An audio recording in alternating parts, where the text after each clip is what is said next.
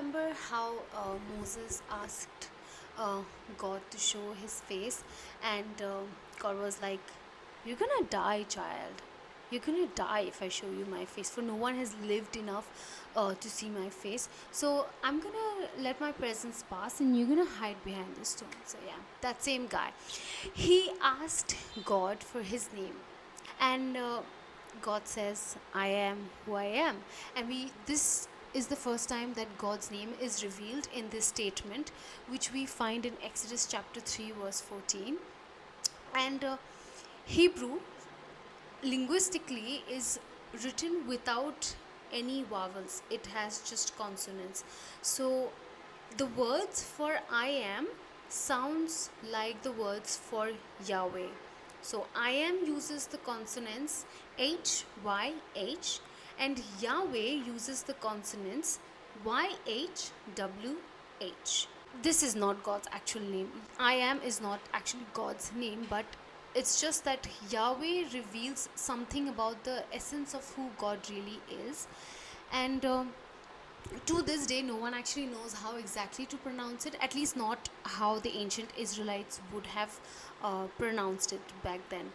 But it had been long customary in Jewish traditions to not pronounce the name of Yahweh out of reverence. They would consider it very holy, and not to misuse it. And since there were a lot of speculations around the pronunciation of the name, Jewish scribes in the later half, like in the second half of the first millennium AD, they started adding marks to the words to indicate how these vowels would be pronounced in this word. And so, in order to replace the word Yahweh so that no one mentions it or pronounces it, the term Adonai was introduced into the manuscripts, where Adonai means my Lord. So now, to indicate and alert the readers to not say Yahweh, these scribes, they started adding the vowel sounds for Adonai to the consonants of Yahweh. So anywhere that Yahweh was written, the vowels for Adonai was placed beside the consonants of Yahweh. So now every time that a reader was going through a script, the scripture, and it was written Yahweh, they were reading it along with the vowel sounds for Adonai. So now that culminated together and produced a new word that was Jehovah, which is not correct. That's not the right pronunciation. I am just gonna add this image that has the scrolls in the older scroll, just signifying with the square that this is how the consonants were written, and in the second half is the scroll that with the vowel sounds of Adonai marking this is how it is to be pronounced. So what then is the original vowels that are used for this name? Ultimately, nobody knows. But there are evidence from classical Hebrew, both biblical and non-biblical texts, and certain Greek rendering of the same that suggest or have led scholars to shift or balance more towards Yahweh, YHWH, as how it must have been pronounced. But more significant than how it is pronounced is what the name actually meant. And there are a lot of suggestions of what it could have actually meant, and they are truly He, my one, He who is, He who brings into being, He who storms.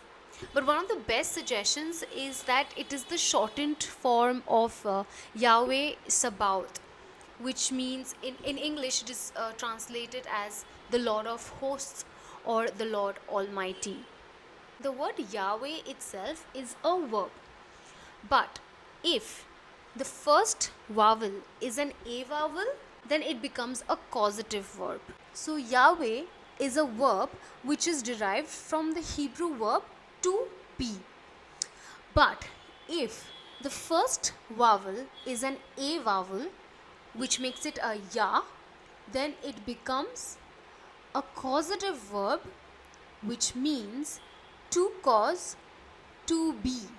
Then in literal translation, it would mean that Yahweh Sabaoth causes the hosts of heaven to be. In general, then we can say that he is the creator who has caused everything else to be. One who creates or brings into being. Spiritually speaking, he is the great I am, the faithful and all powerful Lord. But he dynamically comes to us, where I am is constant, and he is I am your deliverer, I am your healer, I am your provider, I am your counselor, I am your friend, I am your God. And whenever and however we have called him, he has come to us in all of these varied forms. I am is constant, he is fixed, his nature of I am is fixed. But he matches our deliverance according to our need, and he meets us at our redemption. If you liked this video, please subscribe to my channel so that we are able to reach out to more. If you do appreciate this video, please share it with your friends who would want to know more about God, his nature. And this is a channel where we discuss about the Bible, we discuss about faith. If you have any questions about this video or anything else, please put it down in the comment. Thank you for watching.